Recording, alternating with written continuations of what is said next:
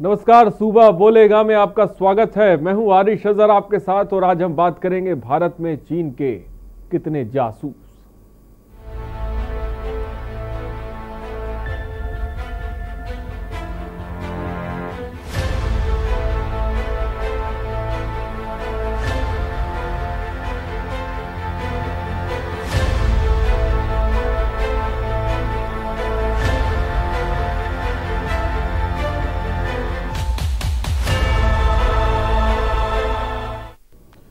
हिंदुस्तान पर बुरी नीयत रखने वाला चीन अब अपनी बेशर्म हरकत पर उतर आया है। जी हां, हरकत जासूसी वाली। चीन के लिए जासूसी करने के आरोप में दिल्ली पुलिस एक स्वतंत्र पत्रकार राजीव शर्मा समेत 3 लोगों को गिरफ्तार भी कर चुकी है।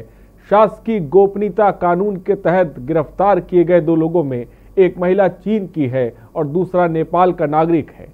पुलिस के मुताबिक पूछताछ में पता लगा है कि मामले में एक चीनी महिला और उसके नेपाली सहयोगी को भी कंपनियों के माध्यम से बड़ी मात्रा में पैसे देने के आरोप में गिरफ्तार किया गया है।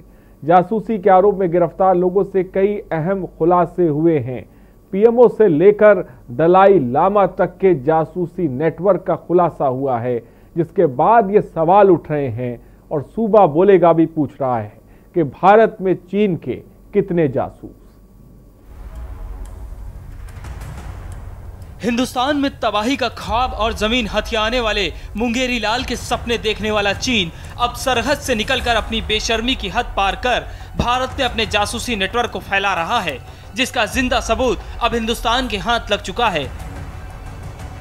चीन भारत पर केवल इलेक्ट्रॉनिक उपकरणों के जरिए ही नहीं बल्कि अपने जासूसों के जरिए भी भारत चीन सीमा पर जासूसी करा रहा है। पिछले 1 महीने के दौरान चीन की तरफ से ऐसे 100 से ज्यादा मामले प्रकाश में आए जब चीनी जासूसों ने सीमा पर भारतीय फौजों और अन्य बंदोबस्त की जानकारी अपने आकाओं को दी है।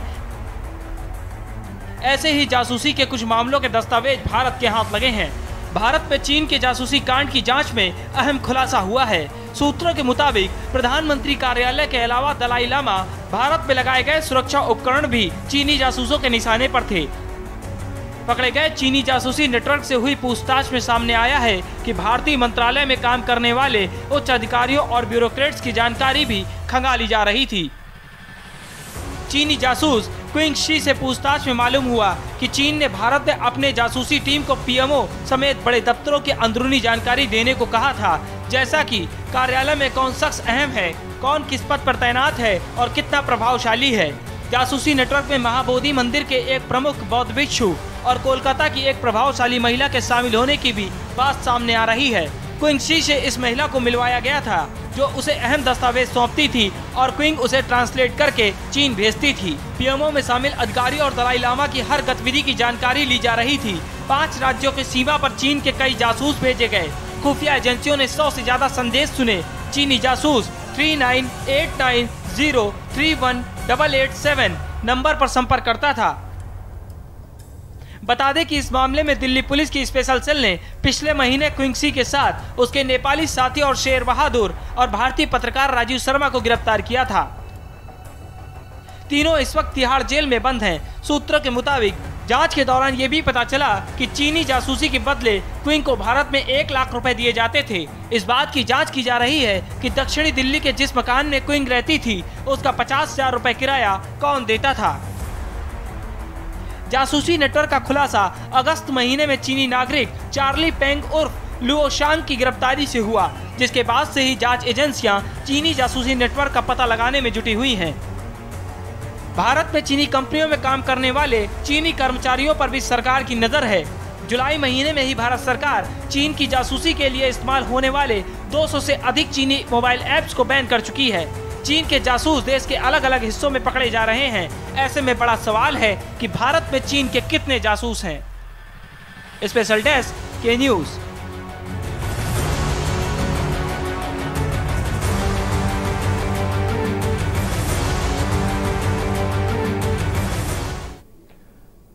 तो सुबह बोलेगा में आज हम इसी पर बात करेंगे, भारत में चीन के कितने जासूस। जी हां, दुनिया में आपको पता है कि सबसे बड़ी जंग जो चल रही है वो इंफॉर्मेशन की जंग चल रही है, वो सूचना की जंग चल रही है, वो जासूसी की जंग चल रही है, जिसमें कई मुल्क दूसरे मुल्कों की इंफॉर्मेशन जुटाते हैं और उसी में चीन भी सबसे आगे है। चीन ने भी भारत के अंदर अपने जासूस पूरी तरह से मुस्तैद कर रखे हैं और पीएमओ की बात करें या फिर तमाम विभागों की बात करें, धीरे धीरे उनसे सूचनाएं जुटाई जा रही हैं। क्विंसी, एक पत्रकार और नेपाली, ये 3 फोटोएं आपके सामने हैं जो गिरफ्त में आए हैं दिल्ली पुलिस की और जिनसे पूछताछ भी की जा रही है। वो कि इनके तार चीन से जुड़े हुए हैं, तमाम तरह की जानकारियां ये पहुंचाया करते थे। इसमें एक बौद्ध भिक्षु का भी नाम आ रहा है, लेकिन सवाल सबसे बड़ा ये है कि क्विंसी को 1 लाख रुपए कहाँ से आते थे? क्विंसी जहाँ रहती थी 50,000 रुपये मकान का किराया या आखिर कौन देता था? तो कई सारे ऐसे सवाल हैं। नंबर्स लगातार फ्लैश हो रहे हैं, आप कॉल करिए, अपनी बात रख सकते हैं सुआ बोलेगा में। और हमारे साथ अनुपम तिवारी रक्षा विशेषज्ञ हैं, वो भी हमारे साथ जुड़ रहे हैं। अनुपम तिवारी जी, बहुत बहुत स्वागत है सर आपका। भारत में चीन की जासूसी जाल के बारे में हम बात कर रहे हैं, क्या कहेंगे अनुपम तिवारी जी? सबसे पहले आप देखिए साहब, गल्फ वॉर जब हुआ था लेट 80s में, तो उसके बाद से ही चीन ने अपनी स्ट्रेटजी फ्यूचरिस्टिक कर ली थी और चीन ने इस बात का अंदाजा लगा लिया था कि भविष्य में होने वाली सारी लड़ाइयां इसी तरह से लड़ी जाएंगी। और यही कारण है कि उसके बाद से उन्होंने लगातार साइबर सिक्योरिटी के ऊपर काम किया और दुश्मनों को साइबर अटैक के जरिए धमकाने का काम किया। आज की तारीख में हिंदुस्तान में जितने भी साइबर अटैक्स होते हैं या होते रहे हैं, उनमें मुझे लगता है 40% के आसपास चाइना से ही होते हैं। भारत की सारी नेटवर्किंग, सारे कंप्यूटर्स और जितने भी डेटाबेस है, वो हमेशा चाइनीज थ्रेट के आगे हैंड्स अप किए खड़ा रहता है, मैं तो यही कहूंगा। और चीन ने अपने आप को जरूर सुरक्षित कर लिया है। वहां की मार्क्सवादी सरकार ने इस हिसाब के इंतजाम किए हैं कि बाहर की कोई भी वेबसाइट वहां पे नहीं खुल सकती है, बाहर के कुछ भी सूचनाएं वहां तक नहीं आ सकती हैं। तो साइबर सिक्योरिटी उन्हें अपनी पहले पुख्ता करी, उसके बाद दुश्मनों पे या अपने विरोधियों पे हमले करने शुरू किया। तो भारत को चिंता होनी चाहिए। और जैसा कि आप सुना रहे हैं कि पीएमओ से लेकर दलाई लामा तक और बड़े बड़े अधिकारियों तक की जासूसी की सूचनाएं मिल रही हैं, ये वाकई में चिंताजनक है और हिंदुस्तान की सरकार को इसको बहुत ही गंभीरता से लेने की जरूरत है। और मुझे लगता है वो ले भी रहे होंगे और कई स्तर पर मीटिंग्स भी हो रही हैं और पूरा विश्वास है कि और भी राज बहुत जल्दी सामने आएंगे। तो और भी राज जी कई तरह के सामने आएंगे। लेकिन अनुपम तिवारी जी, एक तरफ तो ये जासूस हैं जो पूरी तरह से अपने काम को अंजाम दे रहे हैं, लेकिन दूसरी तरफ हम ये भी देख रहे हैं जो चाइना के प्रोडक्ट हैं या मोबाइल या ऐप की बात करें, मैं मानता हूँ कई सारे ऐप को बैन कर दिया गया है, लेकिन एक बहुत बड़ा डेटाबेस जो मोबाइल फ़ोन इस्तेमाल हम लोग करते हैं मेड इन चाइना के, उनसे भी ये चीज़ें कई बार सामने आई कि इनसे भी कई तरह की जासूसी होती हैं। इसके बारे में भी क्या कहेंगे? क्योंकि बहुत बड़ा डेटा ऐसा लगता है कि मोबाइल के माध्यम से भी वो चाइना तक पहुंचाया जाता है। बिल्कुल, ये बात बिल्कुल सही है कि चाइना के पास डेटाबेसेस का सोर्स ये सब कंपनियां नहीं बताती हैं, वो चाइना में है, ताइवान में है या कहाँ पे हैं। तो कई सारे ऐप्स बंद करने के बाद भी, बैन लगाने के बाद भी, अभी भी हिंदुस्तान में ऐसी बहुत सारी गतिविधियां हैं जो कि संदेह के दायरे में है। हिंदुस्तान की सरकार को इन सब को भी स्टेप बाय स्टेप करके संज्ञान में लेना पड़ेगा और देखना पड़ेगा, क्योंकि ये बहुत ही खतरनाक बात है। देश की सीमा पर खड़ा हुआ जवान तो आपकी रक्षा कर सकता है, लेकिन आपके ड्राइंग रूम में रखे हुए कंप्यूटर्स, आपके मोबाइल फोन, ये आपकी ही जिम्मेदारी है, ये देश की जिम्मेदारी है, हर एक नागरिक की जिम्मेदारी है। तो उसकी बचाव कैसे हो, ये सरकार को इंश्योर करना चाहिए। बीइंग ए मिलिट्री मैन, मैं जानता हूं कि सीमा पर सुरक्षा करना कितना कठिन काम है और सीमा के साथ साथ अगर आपको अपने घर के बोर्ड रूम की, अपने ड्राइंग रूम की भी सुरक्षा करनी पड़ जाए तो ये तो आपको दोहरी जिंदगी जीनी पड़ेगी। तो सरकार को इसमें आगे आना चाहिए और एक सख्त कार्रवाई करते हुए उन सब कंपनियों के ऊपर मैसेज भेजने पड़ेंगे कि आप या तो अपने सोर्स ऑफ डाटा बताइए कि आपने हमारे डाटा कहाँ रखे हुए हैं, उनका आप कैसे यूज कर रहे हैं। क्योंकि देखिए, बहुत सारे देश ऐसे भी हैं जो हमारे डाटा को आर्टिफिशियल इंटेलिजेंस यानी एआई के ऊपर भी काम कर रहे हैं और उससे हमारे बारे में बहुत कुछ पता लगा रहे हैं। उन सब के सोर्सेज का खुलासा होना बहुत जरूरी है और सरकार को इंश्योर करना पड़ेगा इन सब चीजों को कि हमारे ड्राइंग रूम में जो चीनी घुसपैठ है उसको बहुत जल्द से जल्द दूर किया जाए। लेकिन अनुपम तिवारी जी, पीएमओ सीएमओ के दफ्तर तक इन जासूसों का पहुंच जाना और जैसा कि खबरें मिल रही थी, ये अधिकारियों के बारे में पता लगा रहे थे कि पीएमओ में कौन कौन काम करता है, उसका कद क्या है, उनके पास क्या क्या पावर्स हैं, उसके बारे में पता लगाया जा रहा था। जब पीएमओ के दफ्तर तक पहुंचने की जासूस कोशिश कर सकते हैं, यानी कि इसका एक चीज़ तो साफ है कि ये जासूसी नेटवर्क जो है वो भारत के अंदर बड़े पैमाने पर फैल चुका है और कई नाम और कई चेहरे अभी और उजागर होंगे। देखिए साहब, एक बड़ी भारी विडंबना रही है। आप देखिए, फौज में अगर कोई भी जासूस पकड़ा जाता है तो उसकी अच्छी खासी मीडिया कवरेज होती है और उसके बाद फौज उसी हिसाब से अपने अनुशासन में उन सब चीजों को शामिल करती ताकि उस तरह के दूसरी घटनाएं दोबारा ना हो सके। लेकिन सिविल सोसाइटी की एक ये बहुत बड़ी कमी है कि वो फौज की तरह सख्त अनुशासन नहीं रखते हैं। कम से कम नेशनल सिक्योरिटी के मामले पर तो ये ढीला रवैया बर्दाश्त नहीं करना चाहिए। फौज से सीख लेते हुए हमें यह देखना पड़ेगा कि कहीं पे भी अगर एक मोल भी पकड़ा जाता है तो वो पूरे देश तक है। और जब आप देख रहे हैं कि पीएमओ तक जासूसों के हाथ पहुंच रहे हैं, भारत की जरूरी सूचना जहां पर रहती हैं वहां तक ये लोग पहुंच रहे हैं, तो इसके बाद अब कुछ बच नहीं जाता है। अब वही तो मैं कह रहा हूं कि एक सख्त कदम उठाने की जरूरत है। अब ये हम इंतजार नहीं कर सकते हैं कि आगे हम कैसे बचेंगे। सबसे पहले हमने ये इंश्योर करना पड़ेगा कि हमारा कितना डेटा जा चुका है अब तक, और वो डेटा गया है तो वो किन हाथों में पड़ा है, और इसके लिए जवाबदेही तय होनी चाहिए। क्योंकि अगर पीएमओ सुरक्षित नहीं है, हम और आप तो अंदाजा लगा सकते हैं कि हमारी क्या हालत है।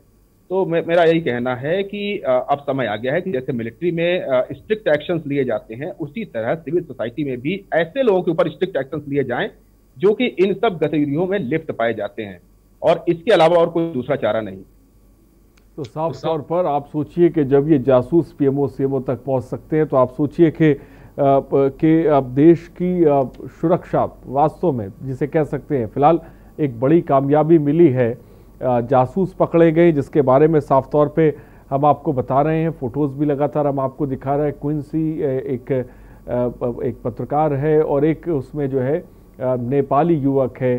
पीएमओ दलाई लामा की ये जासूसी कर रहे थे, जो है डेटे को जो है एक किसी के पास पहुंचाया जाता था, वो ट्रांसलेट करके चीन को भेजा करते। तो ये तमाम चीज़ें चल रही थी जिसके बारे में फ़िलहाल खुलासा हुआ है और लगातार फ़िलहाल जांच इस पूरे मामले पर की जा रही है कि आखिर इन लोगों के तार कहाँ से जुड़े हुए हैं। ये जिस मकान में रहते थे 50,000 रुपये उसका किराया कहाँ से आ रहा था, और उससे बड़ी चीज़ 1 लाख रुपए भी दिए जा रहे थे क्विंसी को। आखिर ये पैसा कहाँ से आ रहा था। अनूप तिवारी जी, एक ऐसा लग रहा है कि पूरा का पूरा सिस्टम बन चुका है। क्विंसी जिसकी बात कर रहे हैं जो जासूस है, उसको 1 लाख रुपए मिल रहा है, इसी मुल्क के अंदर से उसे मुहैया कराया जा रहा है। उसके मकान का किराया 50,000 रुपये दिया जा रहा है। ये सब कुछ हो रहा है। ऐसा लग रहा है कि इस पूरे मामले में कहीं ना कहीं जो हमारे देश के अंदर ही कुछ ऐसे तत्व हैं जो काम कर रहे थे। निसंदेह देखिए, बिना अपने देश के अंदर किसी की सपोर्ट के वो इंसान यहाँ तक नहीं पहुंच सकता था। अब वो सपोर्ट कैसा था, यही तो खुफिया एजेंसियों को पता लगाना है कि उसको सपोर्ट किस हद तक दी जा रही थी, उसको कहाँ तक की रिसोर्सेज पहुंचाए जा रहे थे, उसको मनी कैसे पहुंचाई जा रही थी, और कौन कौन लोग इनमें शामिल हैं। इसका खुलासा जल्द से जल्द होना बहुत जरूरी है। क्योंकि देखिए, ये बहुत ही चिंता की विषय है कि अचानक से एक आदमी पकड़ा जाता है, वो चाइनीज पत्रकार है, और वो पकड़ा जाने के बाद इस तरह की सूचनाएं हमें रिवील होती हैं कि उसके हाथ पीएमओ तक पहुंचे हुए हैं। आप मानिए कि एक तरह से ये नेशनल इंटीग्रेशन के ऊपर हमला है। दलाई लामा हमारे मित्र हैं, उन तक उनकी पहुंच हो जा रही है, सीएमओ तक उनकी पहुंच हो जा रही है। तो इन सब चीजों से बहुत ही चिंता का विषय है, मैं ये कहूंगा। और इसके साथ ही जो लोकल सपोर्ट उनको मिला है, जहां से भी मिला है, जिस तरह से भी मिला है, अब वो लोकल सपोर्ट यहाँ देश के अंदर से मिला है या देश के लोग बाहर बैठे हुए हैं वो कर रहे हैं, ये जांच का विषय है। और मुझे लगता है भारत की जांच एजेंसियां इतनी सक्षम हैं कि जल्द से जल्द इन सब चीजों को खुलासा करेंगी और अभियुक्तों को उनकी सजा दिलाई जाएगी। और इस बीच एक दर्शक संदीप दिल्ली से हमारे साथ जुड़ गए। संदीप जी, अपनी बात को रखिए। संदीप जी, क्या मेरी आवाज आप तक पहुंच रही है? अपनी जी मुझे मिल रही है। मैं जिस तरह से लगातार ये आरोप लगते रहे कि जो चाइना है या फिर बाकी जो बाकी कंट्री है, चाहे वो पाकिस्तान हो या अन्य कंट्रीज हो, तो उनसे लगातार ये बयान आते रहते हैं कि वहां के बैठे लोग यहाँ पर भारत में जासूसी करवाते हैं, चाहे वो आतंकवाद को बढ़ावा देते हैं, चाहे अभी हाल ही का अगर ले लिया जाए तो हाथरस में भी जिस तरह से तार जो है बाहरी तार देखने को मिले थे। तो ऐसे में हमें सवाल ये खड़ा होता है कि जिस तरह से अगर जब भी ये कभी बातें सामने आती है तो ये कहकर बोल दिया जाता है कि जो कुछ एक धर्म के लोग हैं जो इस तरह की घटनाएं करवाते हैं। जी संदीप बोलिए।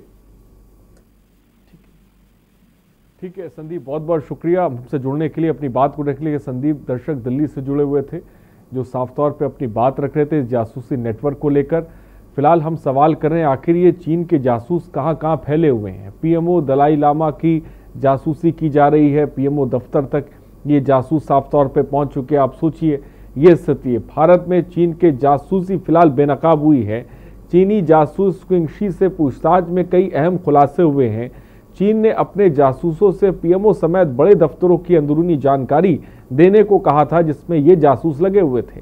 कार्यालय में कौन कौन शख्स अहम है, कौन किस पद पर तैनात है और कितना प्रभावशाली है, इसके बारे में भी पता लगाया जा रहा था। जासूसी नेटवर्क में महाबोधि मंदिर के एक प्रमुख बौद्ध भिक्षु भी इसमें शामिल है। कोलकाता की एक प्रभावशाली महिला के शामिल होने की बात भी सामने आई है। क्विंगसी इस महिला से मिलवाया गया था जो अहम दस्तावेजों को सौंपती थी और क्विंगशी उसे ट्रांसलेट करके चीन भेजा करती थी। पीएमओ में शामिल अधिकारी और दलाई लामा हर गतिविधि की जानकारी ली जा रही थी कि आखिर दलाई लामा क्या कर रहे हैं, किस तरह का, उसके बारे में तमाम उनके बारे में जानकारियां जुटाई जा रही थी। पीएमओ किस तरह से काम कर रहा है इसके बारे में जानकारियां जुटाई जा रही थी। पांचों राज्यों की सीमाओं पर चीन ने कई जासूस भेजे हैं और खुफिया एजेंसियों ने 100 से ज्यादा संदेश भी सुने हैं। फिलहाल हमारे साथ अनुपम तिवारी जी भी जुड़े हुए हैं, रक्षा विशेषज्ञ हैं, चीज़ों को बहुत बारीकी से समझते हैं। अनुपम तिवारी जी, हम चीन की बात कर रहे हैं, जासूसी नेटवर्क की बात कर रहे हैं, आप भी चीज़ों को बहुत ही बारीकी से समझते हैं।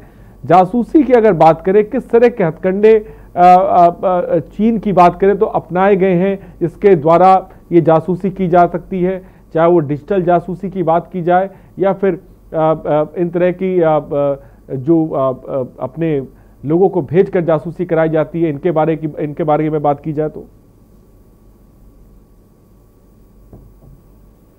देखिए साहब, जासूसी एक ऐसी चीज है कि दुश्मन को पता भी नहीं चलता है कि उसकी जासूसी हो रही है। हमारे लिए जो चीजें इंपॉर्टेंस की नहीं है, जैसे कि मसलन आपके पास ही एक आदमी आए और ये कहे कि साहब आपका मालिक कौन है, आपके चैनल का सदरता कौन है, तो आपको लगेगा बहुत सामान्य जानकारी है, आप बता देंगे। लेकिन दुश्मन के लिए हो सकता है ये बहुत ही इंपॉर्टेंट जानकारी हो और दुश्मन इनसे तार से तार जोड़ करके आपका बड़ा नुकसान कर सके।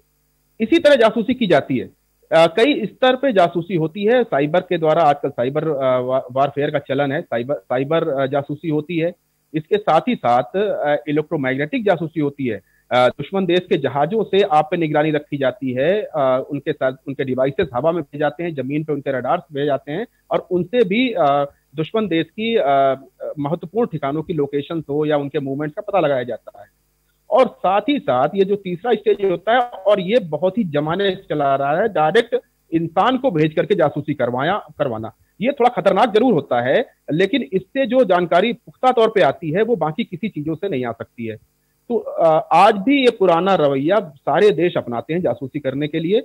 हिंदुस्तान में आप देखिए समय समय पर पाकिस्तान से लगी सीमा के साथ, सीमा के ऊपर जैसलमेर में हो या पंजाब में हो या कश्मीर में हो, अक्सर पाकिस्तानी जासूस पकड़े जाते हैं। और अभी हाल ही में हमने देखा, जब से हमारी चीन के साथ तनातनी बढ़ी है तो लद्दाख के ऊपर और अरुणाचल के ऊपर चीनी सैनिक देखे जाते हैं। और अभी हाल ही में जो एक चीनी सैनिक लद्दाख में भारत की सीमा पे आया हुआ बताया गया था, भारतीय सेना उसकी भी जांच कर रही है कहीं वो जासूस तो नहीं था। और साथ ही साथ कुछ याक जानवर भेजते हैं चाइना के लोग, और उन जानवरों के ऊपर भी कुछ ऐसे डिवाइस लगे होने का पता चला है जिससे वो भारत की तरफ आकर के जासूसी करते हैं। अब हम आते हैं आज के मुद्दे पे। ये जो पत्रकार पकड़ा गया है चाइना का, इस पत्रकार को यहाँ पे भेजा गया था जासूसी करने के लिए, अब इसमें कोई शक नहीं रह गया है। अब सोचने वाली बात यह है कि वो पत्रकार यहाँ पे आया, पत्रकार एक दूसरे देश में जाते रहते हैं, बहुत सामान्य सी बात है, लेकिन वो कैसे आया और यहाँ पे वो किन किन लोगों से मिला। और जैसा कि आप बता रहे हैं, कलकत्ता में किसी महिला के साथ भी इनका पैसे का लेन देन की बातें आ रही हैं, इसके खातों में पैसे आ रहे हैं। इसके पास से रकम बरामद की जा रही है और इसकी जितनी भी गतिविधियां हैं सारी की संदिग्ध है। इसका मतलब वो काफी दिनों से जासूसी में लगा रहा होगा। और एक चीज हम आपको बता दें, अगर आप चाइना की बात करते हैं तो चाइना का जो मीडिया है, क्योंकि ये पत्रकार था इसलिए मैं मीडिया के ऊपर आ रहा हूं, चाइना को जो मीडिया है वो पूरी तरह से प्रोपोगंडा पर बेस्ड है। वहां पर प्रोपोगंडा के अलावा मीडिया के नाम पे और कुछ होता नहीं है। इसलिए अपने प्रोपोगंडा को बढ़ाने के लिए वो इस तरह की हरकतें दूसरे देशों के साथ करते रहते हैं। और हो सकता है कि ग्लोबल टाइम्स, जैसा उनके ग्लोबल टाइम्स को हम लोग पढ़ते हैं, जो उनसे खबरें निकलती हैं वो खबरें नहीं होती हैं, वो सिर्फ अपनी बड़ाई होती है और दुश्मन देश के बारे में या भारत के बारे में, भारत जैसे देशों के बारे में अजीब अजीब सी बातें लिखी होती हैं। और कहीं ना कहीं इस प्रोपोगंडा को बढ़ाने में ये क्विन ली जैसे लोग बड़े सहायक होते हैं, जो दुश्मन के घर में जाकर, यानी जैसे वो हमारे घर में आया हुआ है और हमारे घर में आकर के हमारी बातें वहां तक पहुंचा रहा है। अब ये एजेंसीज को चाहिए कि ये पता लगाएं कि इसके पास क्या क्या सोर्सेस है जानकारी इकट्ठा करने के, और इसने कहां तक जानकारियां इकट्ठा करी हैं और उससे हमारे देश को क्या नुकसान हो सकता है। और अगर बड़ा कुछ नुकसान होने वाला है तो finger should be pointed out towards the Chinese authorities, और सीधे बड़े से बड़े फोरम पे जाकर के हिंदुस्तान को अब इस बात को उठाना पड़ेगा। बात आपने की, बड़े से बड़े फोरम पे जाकर इस बात को उठाना पड़ेगा। फिलहाल उमेश जैन मेरठ से इस बीच एक दर्शक हमारे साथ हैं। उमेश जैन जी अपनी बात को रखें। उमेश जैन जी बोलें अगर मेरी आवाज आप तक पहुंच रही है। नमस्कार साहब जी नमस्कार, बोलिए। मैं ये कहना चाह रहा था कि हमारे देश की जो आईबी है वो कमजोर पड़ रही है, इसकी वजह से ये हमारे देश की जासूसी हो रही है। जो हमारे देश के बड़े बड़े अधिकारी हैं वो भी लालच में आ गए हैं और अपने देश की सूचना इनको पैसे लेकर कर रहे हैं। इससे हमारे देश की जासूसी होती है। पीएम ऑफ देश में वो बहुत सतर्क रहना चाहिए। कोई भी कर्मचारी अधिकारी ऐसा लगे जो जासूसी कर रहा है उसे निकाल देना चाहिए और सतर्कता पूरी बरतनी चाहिए, जिससे देश की जासूसी ना हो सके और चीन उसका फायदा नहीं उठा सके। ठीक है उमेश जैन जी, बहुत बहुत शुक्रिया हमसे जुड़ने के लिए। फिलहाल नंबर्स लगातार फ्लैश हो रहे हैं। चीन की जासूसी को लेकर आप क्या सोचते हैं? अपनी बात सूबा बोलेगा के कार्यक्रम में रख सकते हैं। अनुपम तिवारी रक्षा विशेषज्ञ हैं, वो भी इस वक्त हमारे साथ जुड़े हुए हैं, आप उनसे भी सवाल कर सकते हैं। अनुपम तिवारी जी, जिस तरह से हमने भारत चीन सीमा पर देखा गहमा गहमी जो बढ़ी और पीछे कुछ दिनों की बात की जाए जो स्थिति पैदा होती हुई नजर आई, और उसके बाद एक स्थिति ये बन रही है जहां पर पीएमओ और दलाई लामा तक की जासूसी जो है वो चीन करा रहा है। क्या ऐसा नहीं लगता है कि चीन कुछ बड़ा करने वाला है जिसको लेकर ये जासूसी की जा रही है, जिसके बारे में शायद हमें अंदेशा ना हो? देखिए साहब, ये नए स्तर का वारफेयर है। पूरी दुनिया में लड़ाई के मायने बदल चुके हैं। अब नई नई तकनीकियां आ गई हैं और नए तरीके आ गए हैं जिनसे मातहत अब लड़ाइयां लड़ी जाती हैं। आप अपना और चीन का ही पिछला जो भी कन्फ्रंटेशन है पिछले 5-6 महीने में आप उसको अगर बारीकी से देखेंगे तो आपको ये समझ में आ जाएगा कि अब लड़ाई एक नए स्तर पे पहुंच चुकी है। ये मैं क्यों कह रहा हूँ ये भी बताता हूँ आपको। जिस तरह से चाइना ने प्लान किया हुआ था, जनवरी के महीने से ही अपनी सेना को बॉर्डर के ऊपर डिप्लॉय किया और डिप्लॉय करने के बाद वो हमारे कुछ हजार किलोमीटर के एरिया को अपने कब्जे में लेना चाहते थे और उन्हें अंदाजा था कि हिंदुस्तान कोई विरोध नहीं करेगा या करेगा भी तो उसको समझा दिया जाएगा, डरा दिया जाएगा, धमका दिया जाएगा। लेकिन साहब, जब सिचुएशन मई जून के आसपास बिगड़नी चालू हुई और भारत ने पुख्ता तौर पर उनकी चालाकियों का जवाब देना शुरू किया और सिर्फ बॉर्डर पर ही नहीं इकोनॉमिकली भी उनके ऊपर हमले शुरू कर दिए, हमने उनके एप्स बैन किए, हमने उनकी बहुत सारी कंपनियों के ठेके रद्द कर दिए, तो अब चाइना को समझ में आ गया है कि कन्फ्रंटेशन अब ये लंबा चलने वाला है। अब ये अक्टूबर नवंबर का महीना इस पूरी लड़ाई में सबसे ज्यादा इंपॉर्टेंट था, क्योंकि अब सर्दियां शुरू होने वाली हैं और सर्दियों में लद्दाख के इलाके का जो कन्फ्रंटेशन का जो इलाका है वहां पर अब टेम्परेचर माइनस में 20, 30 और 40 डिग्री तक पहुंचेगा। चाइनीज सेना को, पीएलए को ऐसी जगहों पे लड़ाई लड़ने का कोई ना एक्सपीरियंस है, ना वो इतने ज्यादा प्रोफेशनल हैं कि वो वहां पर इस जलवायु को सस्टेन कर पाए। तो अब उनको समझ में आ गया है कि अगर लड़ाई लंबी चलती है तो वो हिंदुस्तान के फायदे वाली बात हो जाएगी। जैसा कि अभी हमने देखा कि पेंगोंग इलाके में हमने कई सारी सामरिक रूप से मजबूत चोटियों पर हमने कब्जा भी किया हुआ है। और हम वहां से हट भी नहीं रहे हैं, और लगातार कमांडर कॉन्फ्रेंसेस हो रही हैं, और उसके बाद भारत ने क्लियर कट कह दिया है कि अब हम नहीं हटेंगे, क्योंकि उन चोटियों से चीन के बहुत ही स्ट्रेटेजिक पॉइंट्स हमारे एकदम लाइन ऑफ साइट में आ गए। तो अब चाइना ने यह समझ लिया है कि हिंदुस्तान अपनी पोजीशन से टिकने वाला नहीं है, जो उसकी आज की पोजीशन है। तो अब क्या किया जाए, अब उसने नया रास्ता अपनाया। तो दो रास्ते होते हैं, एक तो पाकिस्तान के थ्रू भारत को डराना धमकाना शुरू करे, हो सकता है कि LOC के ऊपर भी अब कुछ गतिविधियां बढ़ना शुरू हो जाएं और भारत को के अंदर मिलिटेंट घुसाए जाएं, जिससे भारत को तकलीफ हो, और साथ ही साथ अब चाइना जासूस भी भेजेगा। तो अब ये दोनों तरीके चाइना अपना रहा है, और ये इसीलिए अपना रहा है क्योंकि बॉर्डर पर भारतीय सेना उनको अंदर नहीं आने दे रही है। तो अभी दूसरे रास्ते हैं, क्योंकि देखिए हकीकत ये है कि चाइना के जो कर्ता धर्ता हैं, चाहे राष्ट्रपति शी जिनपिंग हो, चाहे वेस्टर्न थिएटर कमांड के जो उनके कमांडर रहे हो, तो ये सब लोग क्या है, इनको अपनी जनता को भी मुंह दिखाना है, और उनके पास अब कोई जवाब बचा नहीं है। तो इस तरह बेवकूफाना हरकत करके वो शायद अपना फेस सेविंग करना चाहते हैं, या तो हम इसको इस तरह देखें कि वो अपनी जनता को कुछ समझाना चाहते हैं, या तो हम इसको इस तरह देखें कि ये नए स्तर पे लड़ाई को ले जाना चाहते हैं। अब हकीकत में क्या होता है, ये आने वाला समय। तो नए स्तर पर चाइना लड़ाई को ले जाने की फिराक में नजर आ रहा है। फिलहाल महेंद्र जी हरियाणा से एक दर्शक इस बीच हमारे साथ हैं। महेंद्र जी अपनी बात को रखें। महेंद्र जी, क्या मेरी आवाज आप तक पहुंच रही है सर? जल्दी से अपनी बात को रखें। तो फिलहाल शायद महेंद्र जी की आवाज़ हम तक नहीं पहुंच पा रही। फिलहाल बहुत बहुत शुक्रिया महेंद्र जी हमसे जुड़ने के लिए और अपनी बात रखने के लिए। तो कहाँ कहाँ चीन के जासूस फैले हैं, उसको लेकर हम बात कर रहे हैं। अनुपम तिवारी रक्षा विशेषज्ञ हैं, उन्होंने साफ तौर पर जिक्र किया जो स्थिति बॉर्डर पे कुछ हाल फिलहाल कुछ दिनों पहले देखने को मिली। अब ऐसा लग रहा है कि चीन अब दूसरा हथकंडा अपना रहा है। एक तरफ जासूस डिप्लॉयड किए जा रहे हैं भारत के अंदर, हो सकता है कि घुसपैठ की कोशिश अब ज़्यादा बढ़ जाए, क्योंकि आपको पता है कि दुनिया में सबसे बड़ी जंग इंफॉर्मेशन की जंग होती है, सूचनाओं की जंग होती है, जो अब चीन ने पूरी तरह से अख्तियार कर लिया है। और चीन की जो जासूस हैं वो अब PMO तक पहुंच चुके हैं। रुकते हैं छोटे से ब्रेक के लिए, जल्द हाजिर होंगे।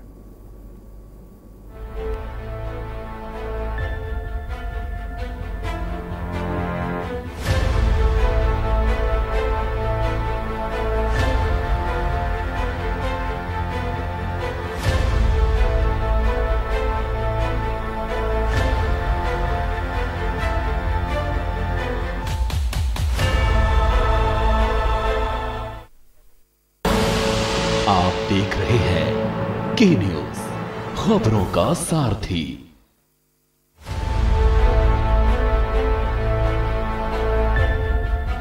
लगातार दलित समुदाय के ऊपर को टारगेट किया जा रहा है, उनके ऊपर अत्याचार हो रहा है, शोषण हो रहा है। इसके पीछे अरविंद केजरीवाल, उसके इशारे पे ये सारा खेल हुआ है।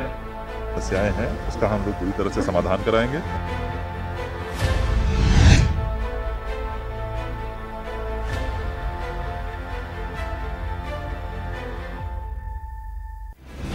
GGS Education Group launches 20% discount on academic fee of courses MBA, BBA, BCA, BFSI and GM, D Pharma, B Pharma. Offers best infrastructure, best transport facility, best academic service and best placement service.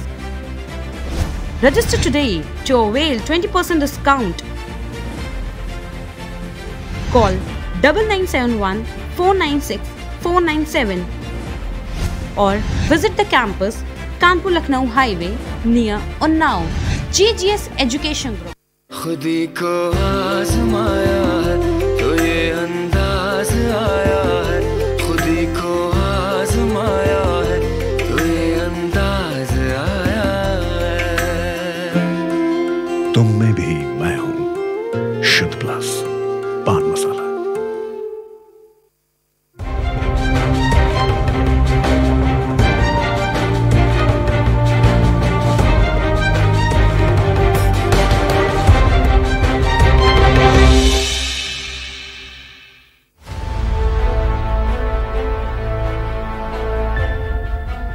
लगातार दलित समुदाय के ऊपर को target किया जा रहा है, उनके ऊपर अत्याचार हो रहा है, शोषण हो रहा है। इसके पीछे अरविंद केजरीवाल, उसके इशारे पे ये सारा खेल हुआ है। समस्याएं हैं उसका हम लोग पूरी तरह से समाधान कराएंगे।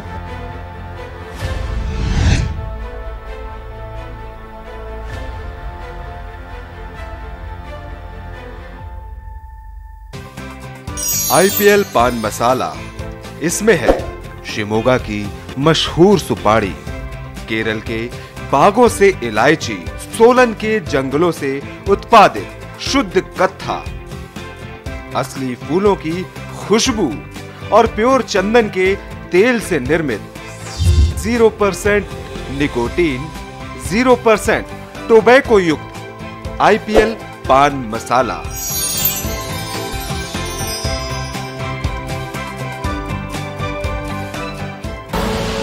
आप देख रहे हैं के न्यूज, खबरों का सारथी।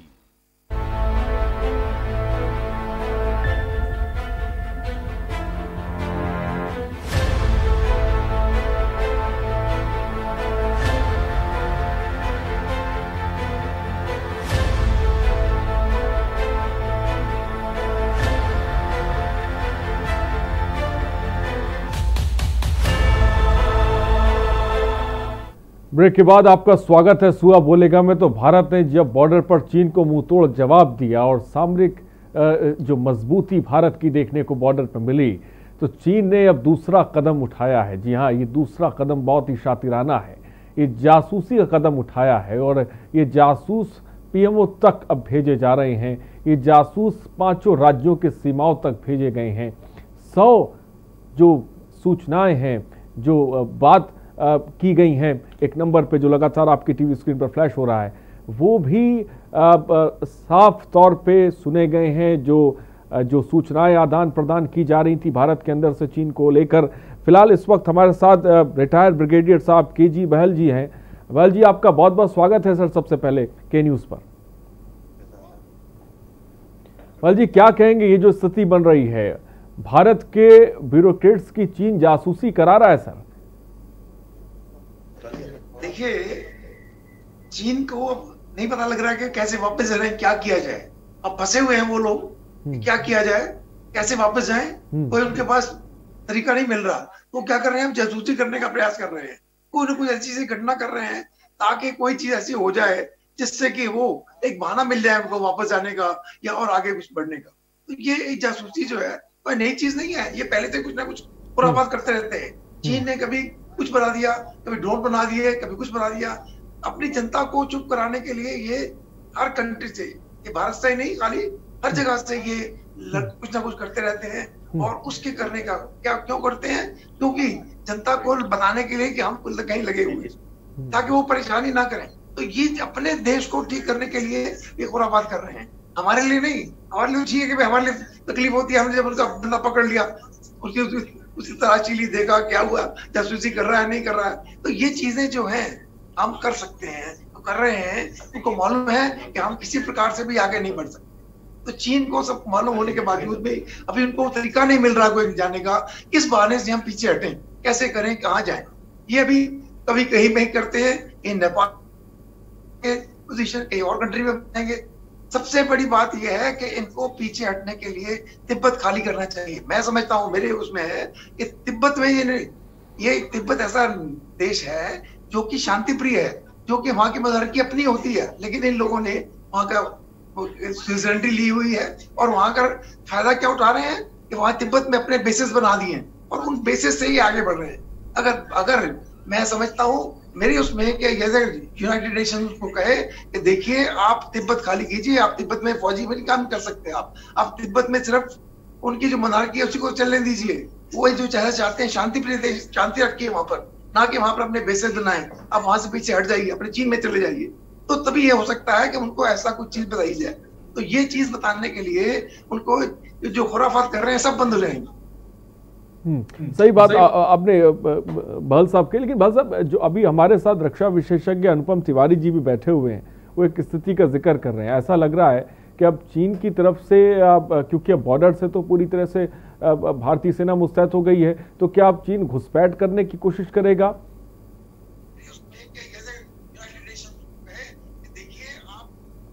बहल साहब, मेरी आवाज आप तक आ रही है? हाँ, देखिए घुसपैठ करने की तो कुछ, देखिए घुसपैठ कुछ नहीं कर सकता। जितनी बार उन्होंने कोशिश की है मुंह की खाई है, हमेशा उनको मुंह तोड़ जवाब मिला है, तो इसलिए वो कुछ नहीं कर सकता। उनको कोई बहाना चाहिए जिससे कि वो पीछे हट सके, कोई ऐसा चीज चाहिए ताकि कह सके अच्छा हम पीछे हट रहे हैं, इस कारण पीछे हट रहे हैं। उनको कारण नहीं मिल रहा उनको, इसलिए ये सब खुराफात कर रहे हैं। तो इसलिए मैं तो ये बताऊं, ये कि जैसे पहले भी कहा आपसे कि उनसे कहा जाए कि तो आप तिब्बत से निकल जाइए।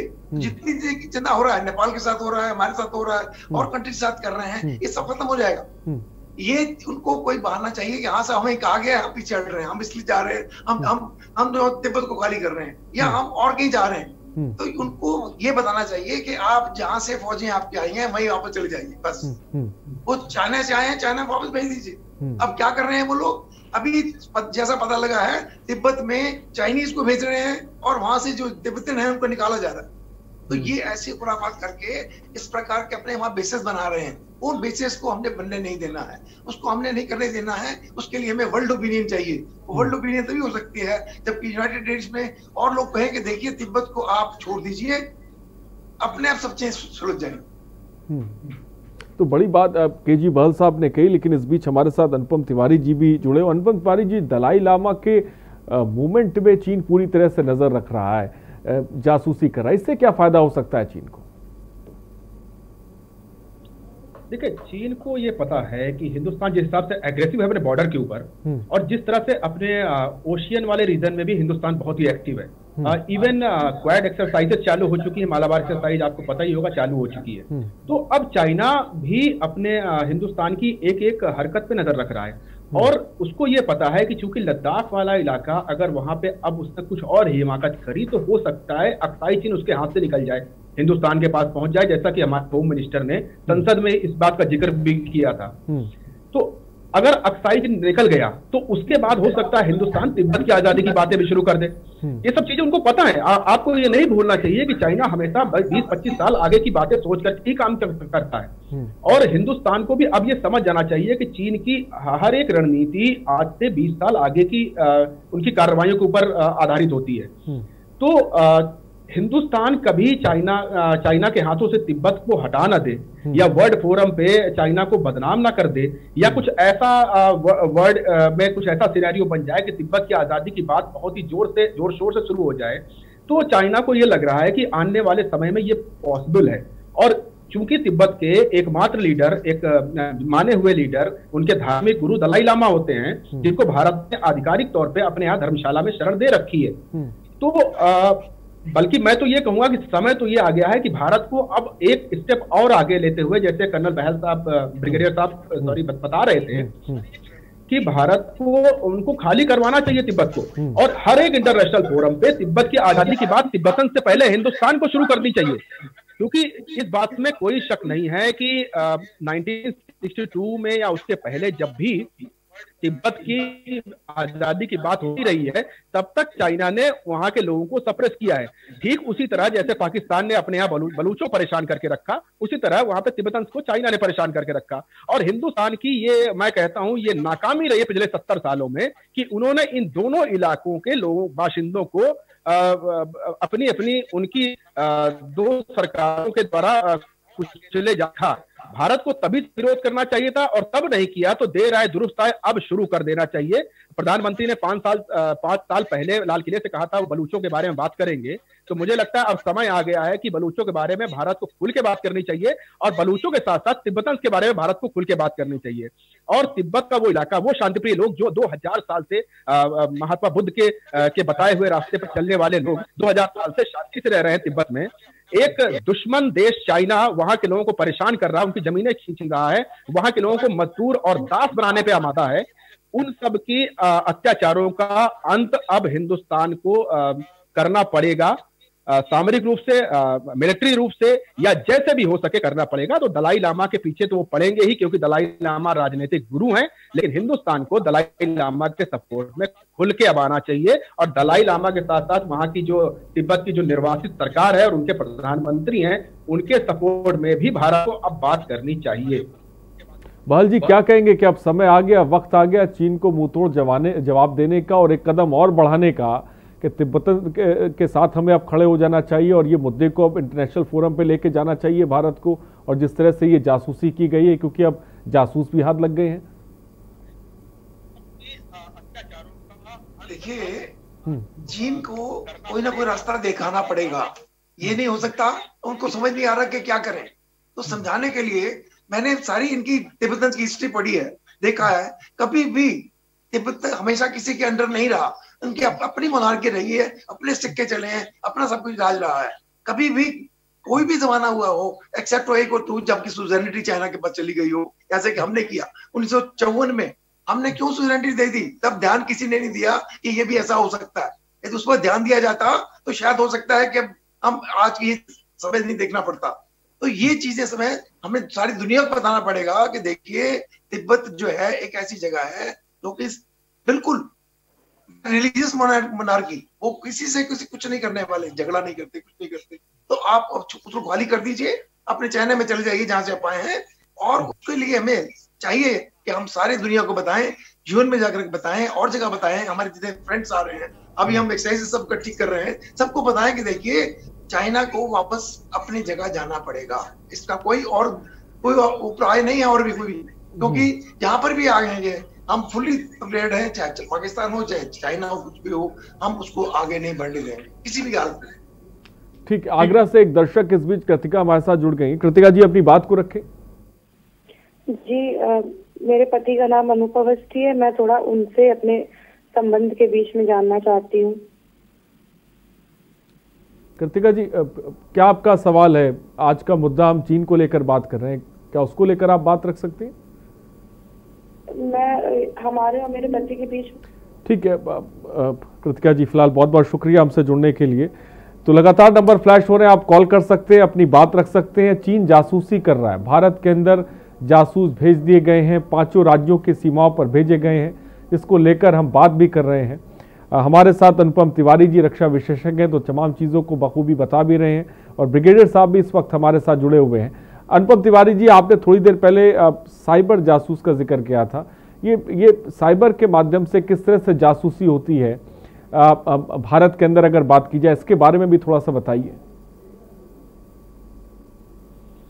देखिए, मैं साइबर एक्सपर्ट तो नहीं हूँ, लेकिन हाँ, इतना चीजों को पढ़ करके और समझ के मैं इतना बता जरूर सकता हूँ कि साइबर अटैक नए तरीके का अटैक है। इसमें सेनाएं कंप्यूटर में लड़ती हैं। आप एक जगह पे बैठ करके दूसरी जगह के सारे कंप्यूटरों के ऊपर कब्जा कर लेते हैं, इसी को साइबर अटैक कहते हैं। आप दुश्मन की या विरोधी देश की सारी सूचना तंत्र को आप पकड़ लेते हैं, हैक कर देते हैं, या उनका सारा डाटा उठा करके अपने यहाँ रख लेते हैं। इसी को साइबर अटैक कहा जाता है। तो साइबर अटैक का एक रफली एक अनपढ़ जैसी भाषा जिसको मैं अपने बारे में इस्तेमाल करता हूं, कि मैं उसको लिटरल रूप से नहीं सिखाऊंगा, लेकिन इतना मैं जरूर कहता हूं कि यहाँ चाइना वालों ने क्या किया है, जब गल्फ वार हुआ था 90s में, तो गल्फ वार के बाद चाइना ने ये अंदाजा लगाया कि चूंकि वही वो समय था जब दुनिया भर में कंप्यूटर क्रांति आई हुई थी, चाइना ने अब सबसे पहले ये किया कि अपनी सीमाओं को, अपने साइबर सीमाओं को उसने सील कर दिया, और दुश्मनों के लिए ये प्रतिबंधित कर दिया कि ना उनके यहाँ किसी और देश का सोशल मीडिया चल सकता है, ना किसी और देश की वेबसाइट चल सकती है, कुछ भी नहीं चल सकता। यानी उन्होंने अपने स्पेस को पूरी तरह से कवर कर लिया।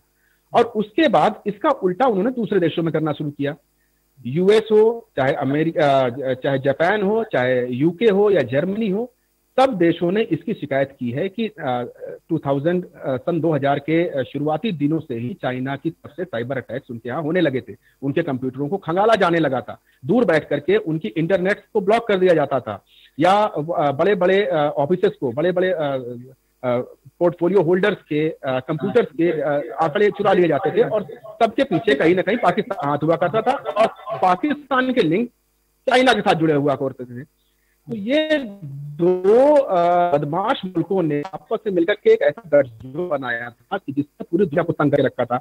अब चूंकि पाकिस्तान बहुत नीचे चुका है, पाकिस्तान के अंदर खुद की अपनी समस्याएं हैं, वो जो है अब साइबर में कोई प्लेयर नहीं रह गया है, तो अब चाइना ने अपने सब चीजों को शुरू किया है। और पिछले, सरकारी आंकड़ा बता रहा हूँ, पिछले 5 में भारत के ऊपर जितने साइबर अटैक्स हुए हैं उसमें मोर देन 40% अकेले चाइना की तरफ से हुए हैं। भारत की तमाम जानकारियों को चुराया गया है, भारत की तमाम सामरिक चीजों के बारे में नजर रखी गई है और ये आंकड़े अक्सर अखबारों में छपते रहे हैं। तो मेरा यही कहना है कि साइबर अटैक नई जमाने का अटैक है और इस अटैक से लड़ने के लिए तकनीकी भी नई तरह की होनी चाहिए। चाइना वाली तकनीक से काम नहीं चलेगा कि हम अपने पूरे स्पेस को बंद ही कर दें, तो अब जनाब हम बंद कर देंगे कि दुनिया में अकेले रह के तो नहीं जी सकते हैं, लेकिन हाँ कम से कम चाइना जैसे देश से हमें सतर्क रहना पड़ेगा और ये देखना पड़ेगा, ये इंश्योर करना पड़ेगा कि हम हमारी सूचनाएं बिना हमारी मर्जी के कहीं और इकट्ठी हम ना होने दें और इसके लिए जो भी सख्त कदम उठाने हो हमारी सरकार उठाए, हमारे स्ट्रेटजिस्ट इसके ऊपर प्लान बनाएं और उसको एग्जीक्यूट करें। सरकार की तरफ से ये लिया गया था कि बड़े पैमाने पर जो है वो जो ऐप है चाइना के उनको बंद कर दिया गया था और ये बात कि इनसे डेटा लीक होता है, लेकिन दूसरी तरफ हम ये भी देख रहे हैं देश की बहुत बड़ी जो आबादी है वो चाइना के मोबाइल फ़ोन पर डिपेंडेंट है, उन्हें वो इस्तेमाल करी है, बहुत बड़ी बड़ी कंपनीज हैं जिनके मोबाइल फ़ोन इस्तेमाल। तो क्या इससे कुछ फ़र्क पड़ा है इस तरह के कदम से? अजय भाई फर्क तो पड़ा है, फर्क तो पड़ा है अजय भाई। देखिए किस तरह का था कि मैं आपसे जानना चाहूंगा। नहीं है, हम जो है रॉ मटेरियल अभी नहीं प्रोड्यूस करने की स्थिति में नहीं है, हम मोबाइल फोन सस्ते नहीं बना सकते हैं, तो स्वाभाविक है हम चाइनीज माल के ऊपर हमारा बहुत सारा व्यापार टिका हुआ है और सडनली हम इतने बड़े मार्केट को अपनी जनता के लिए बंद भी नहीं कर सकते हैं, ये इकोनॉमिक्स का वो कैलकुलेशन गड़बड़ा जाएगा।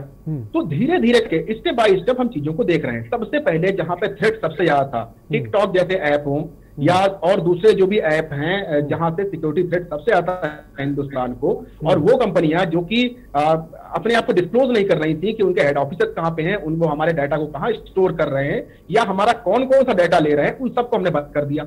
भारत सरकार ने बहुत सराहनीय कदम उठाया और एक एक करके लगभग 125 या 130 के आसपास ऐप्स को बैन कर दिया गया है। अब अगला स्टेप ये होना चाहिए कि क्योंकि हम देखिए ये स्वाभाविक है कि अचानक से हम चाइनीज ऐप को बंद कर देंगे तो हमारी मोबाइल मार्केट ही खत्म हो जाएगी और चाइनीज ये जानता था, चाइनीज इकोनॉमी ये बहुत अच्छी तरह जानती थी कि भारत को वो धीरे धीरे करके अपने ऊपर डिपेंड बना लेंगे और कम से कम उन्होंने मोबाइल फोन की दुनिया में तो बना ही लिया है, क्योंकि हमारे यहाँ जो भी लोकल प्लेयर्स हुए हैं, जो मैन्युफैक्चरर्स हुए हैं, वो चाइनीज सस्ते मोबाइल फोन के बहुत दिनों तक नहीं चिपकाए हैं। तो मुझे लगता है कि अब सरकार को सोचना पड़ेगा कि इन सब का कैसे काउंटर किया जाए। प्रधानमंत्री जी की आत्मनिर्भर भारत वाली योजना को जमीन पे उतरते हुए दिखना चाहिए, रॉ मटेरियल्स आने चाहिए। या भारत सॉफ्टवेयर का बहुत बड़ा प्लेयर है, हिंदुस्तान के बड़े बड़े प्रोफेशनल्स पूरी दुनिया की आईटी कंपनियों पे राज कर रहे हैं। तो जब हम सॉफ्टवेयर में इतने बड़े प्लेयर हो सकते हैं तो हम हार्डवेयर में क्यों नहीं हो सकते हैं। बस जरूरत है कि हमारी पॉलिसीज उस हिसाब से बने, हम यहाँ पर चीजें बनाना शुरू करें, सस्ते मोबाइल फोन हम बनाएं, नहीं बना सकते तो एटलीस्ट असेंबल करना शुरू करें। आप देखिए चाइना से मार्केट उठ करके बांग्लादेश और वियतनाम जैसे देशों में भी जा रही है, तो भारत में भी आनी चाहिए और भारत एक अच्छा विकल्प तैयार करे ताकि दुनिया भर की ये समस्याएं अपने आप सॉल्व हो जाएंगी।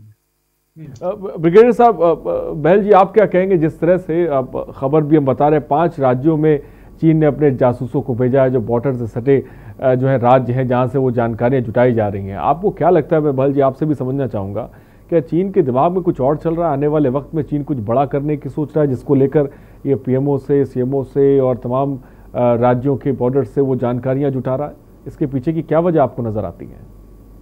तो भेजते रहते हैं, होता रहता है, ऐसी कोई बड़ी बात नहीं है इसमें। लेकिन मैं ये कहना चाहूंगा, जो आत्मनिर्भर की बात हुई, तो जब हम आत्मनिर्भर बनने का प्रयास कर रहे हैं, जो भी सामान हम बाहर से खरीद रहे हैं, हम ये कंडीशन लगा रहे हैं उसमें कि हम उसके हिस्से पुर्जे सब यहीं पर बनाएंगे, उसका यहीं पर ही मैन्युफैक्चर होगा। तो ये बहुत बड़ी बात है। ये जो भी जहां भी हो रहा है, सरकार का बड़ा अच्छा डिसीजन है कि हम जो होगा हिस्से पुर्जे उसके यहीं बनाएंगे।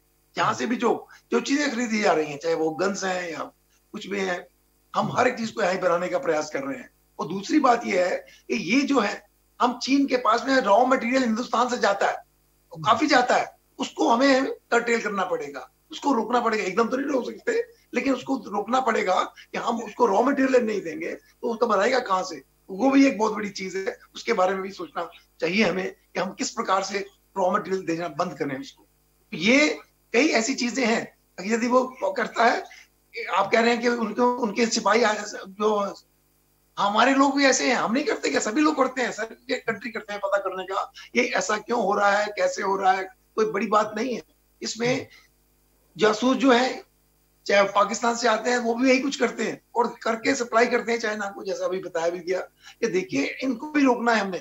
ये बहुत सारे ऐसे स्पाइस हैं जो पकड़े गए हैं और वो क्या करते हैं, जो इंफॉर्मेशन यहाँ से ली वो लेकर के चाइना को सप्लाई की। तो इस तरह के भी उनके भी जासूस हैं। तो हमें सब तरह से सतर्क रहना है कि जो भी जासूस हो और तो और बल्कि हमारी पब्लिक को ही हम सब लोग को मिलकर के सतर्क रहना पड़ेगा।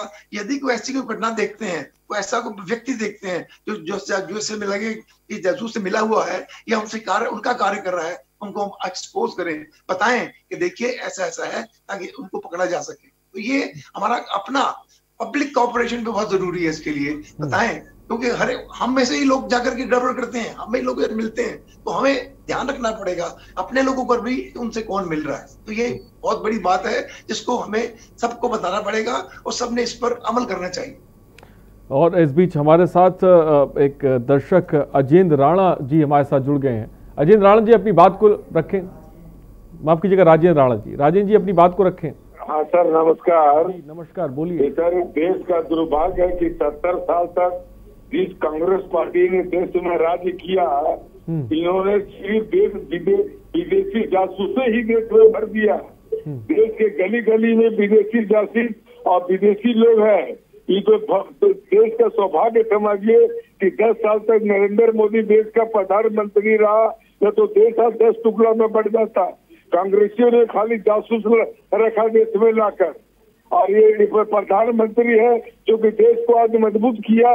पूरे विश्व में इनका नाम डंका बज रहा है। ये कांग्रेस रहता तो देश को गुलाम बना देता। ठीक है राजेंद्र राणा जी, बहुत बहुत शुक्रिया हमसे जुड़ने के लिए और अपनी बात रखने के लिए। तो राजेंद्र राणा जी ने भी साफ तौर पर अपनी बात रखी। फिलहाल नंबर्स लगातार फ्लैश हो रहे हैं। हमारे साथ अनुपम तिवारी जी, पीएमओ सीएमओ की बात करें, वहाँ पर इतनी हाई सिक्योरिटी होती है, उसके बावजूद भी इस तरह से अनजान लोग, क्विंसी या हम राजीव जैसे पत्रकारों की बात करें, ये लोग कैसे वहाँ तक पहुँच जाते हैं, कैसे संपर्क बना लेते हैं, इसके क्या लगता है आपको? ये तो कहना बहुत मुश्किल है। और देखिए, बिना किसी सपोर्ट के, लोकल सपोर्ट के, तो वहां तक पहुंचना ऑलमोस्ट इम्पॉसिबल है। मुझे लगता है कि ये लोग क्या कह सकते हैं इसको, कि धोखा देने में बहुत महारत हासिल होता है इनको। ये जिस आदमी को ये इस्तेमाल करते हैं उसको अंदाजा भी नहीं होता है कि वो इस्तेमाल हो रहा है। तो जासूसी ऐसे ही काम करती है कि वो दुश्मन यहाँ पे आएगा और यहाँ पे आपके साथ घुलेगा मिलेगा, बातचीत करेगा, और आपको एक पल के लिए भी अंदाजा नहीं होगा कि आप उसको खुफिया जानकारियां मुहैया करवा रहे हैं। आपकी नजर में बहुत सामान्य जानकारियां होंगी, लेकिन दुश्मन के लिए बहुत ही इंपॉर्टेंट इंफॉर्मेशन होती है वो।